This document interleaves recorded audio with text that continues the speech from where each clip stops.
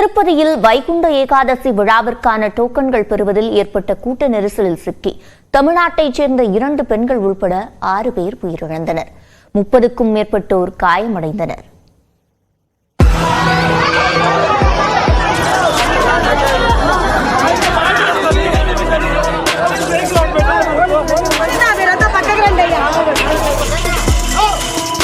திருப்பதி ஏழுமலையான் கோவிலில் வைகுண்ட ஏகாதசியை முன்னிட்டு சொர்க்கவாசல் நாளை திறக்கப்பட உள்ளது.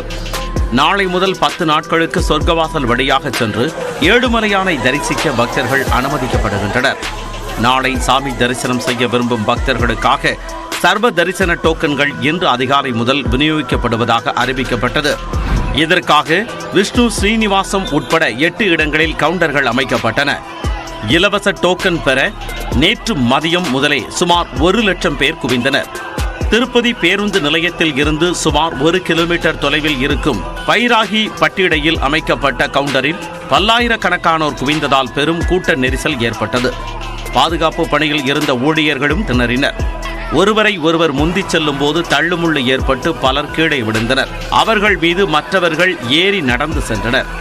நெரிசலில் சிக்கியவர்கள் கதறி துடித்ததால் அந்த பகுதியே போர்க்களம் போன்று காட்சியளித்தது. இதில் சேலம் மாவட்டம் மேச்சேரியைச் சேர்ந்த மல்லிகா என்ற பெண் உயிரிழந்தார். பலருக்கு கைகால் முறிவு ஏற்பட்டது. உட்காந்து எல்லாம் ஓப்பன் பண்ணணும், எல்லாம் திக்கு ஓடினாங்க. திக்கு ஓடின போனோன்னே எல்லாம் போட்டு மிதிச்சுட்டாங்க. உடனே இடுப்பு உடஞ்சி போச்சு.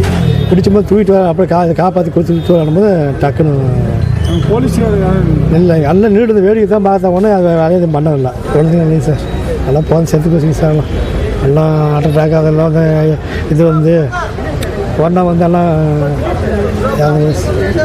அதேபோல் திருப்பதி பேருந்து நிலையம் அருகில் இருக்கும் சீனிவாசம் வளாகம் பகுதியில் அமைக்கப்பட்ட கவுண்டரிலும் கடும் நெரிசல் ஏற்பட்டது.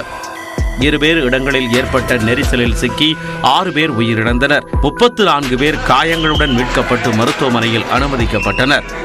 முதற்கட்ட விசாரணையில் பிரதான நுழைவு வாயிலை திடீரென திறந்து விட்டதால் பக்தர்கள் ஒரே நேரத்தில் போட்டி போட்டு உள்ளே சென்றதே விபத்திற்கு காரணம் என ஆட்சியர் வெங்கடேஸ்வர் தெரிவித்துள்ளார். எவ்வித முன்னறிவிப்பும் இல்லாமல் கேட்டை திறந்துவிட்ட காவல்துறை அதிகாரி மீது நடவடிக்கை எடுக்கப்படும் என்றும் அவர் உறுதியளித்தார். இந்த கோர சம்பவம் குறித்து அறிந்த முதலமைச்சர் சந்திரபாபு நாயுடு டிஜிபி மற்றும் திருப்பதி தேவஸ்தான அதிகாரியுடன் ஆலோசனை நடத்தினார். அப்போது காயமடைந்தவர்களுக்கு உரிய சிகிச்சை அளிக்க அறிவுறுத்தினார். இலவச தரிசன டோக்கன் வழங்கும் இடத்தில் போதிய முன்னெச்சரிக்கை நடவடிக்கைகளை எடுக்கும்படியும் உத்தரவிட்டார். இந்நிலையில் திருப்பதியில் கூட்ட நெரிசலில் சிக்கி உயிரிழந்தோர் குடும்பத்திற்கு பிரதமர் நரேந்திர மோடி, ராகுல் காந்தி உள்ளிட்டோர் இரங்கல் தெரிவித்துள்ளனர். இந்நிலையில் கூட்ட நெரிசலில் சிக்கி இறந்த 5 பேர் குறித்த தகவல் வெளியாகியுள்ளது. அதில் கோவை மாவட்டம் பொள்ளாச்சியைச் சேர்ந்த நிர்மலா என்பவர் உயிரிழந்துள்ளார்.